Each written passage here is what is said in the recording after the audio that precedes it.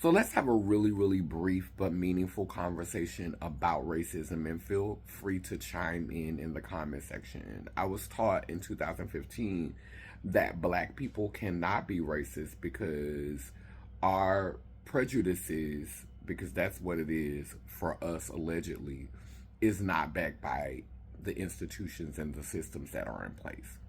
First of all, let's introduce the nuance that black and white are constructs, and black is a status, not necessarily an ethnicity, or nor does it speak to your genetic makeup, because there are people of obvious deep melanation who have come into this country and have a white status on their passports and on their identification markers. So whiteness is not necessarily speaking to the fact that you are perhaps Caucasian, but it is a status. And so when we look at whiteness in those terms, whiteness and blackness in those terms, then we begin to understand that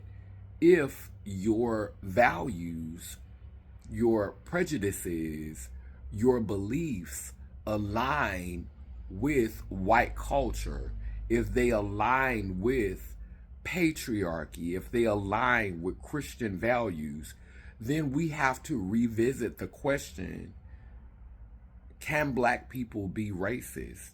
And see, that's a tricky question, because the question should really be, can people with negritude, people who are Negroes, people who are ebenoid, deeply melanated, can they be racist?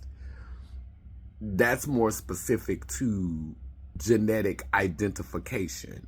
And then that question opens up a whole nother question, because not every person possessing negritude looks like a Negro or looks like an ebenoid person.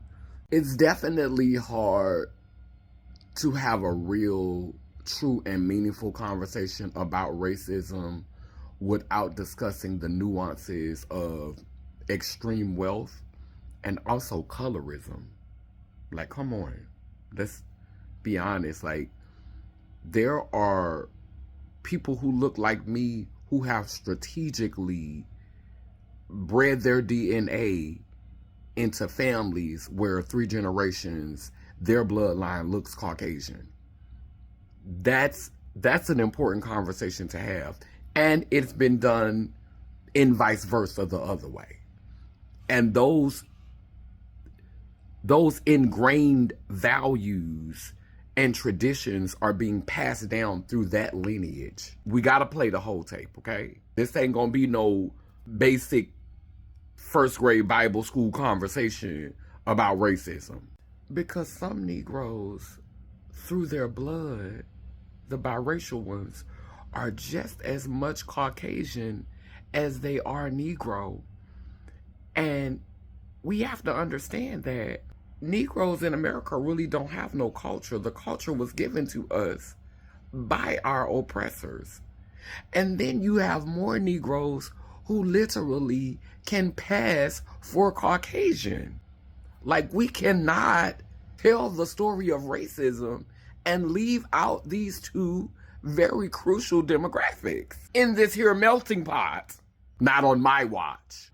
I'm certain that we know that there was and still is a community of black people or Negro people who will not breed with you if you are not lighter than a brown paper bag. You were not allowed access to certain spaces if you were not lighter than a brown paper bag. That was and still is a reality in this country. That's colorism. How long are we going to blame Caucasian people for that choice? How long? So since some of them can actually pass for Caucasian, and so then the question becomes, Could racism not benefit them if their politics align with the status quo? We have to ask the question again then. Can you be racist?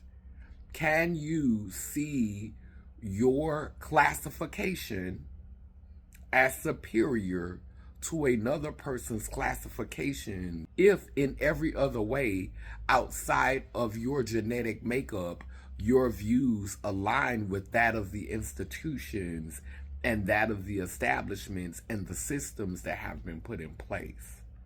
So let's ask the question again. Maybe some black people, some Negro people, some Ebonic people cannot benefit from racism in America specifically.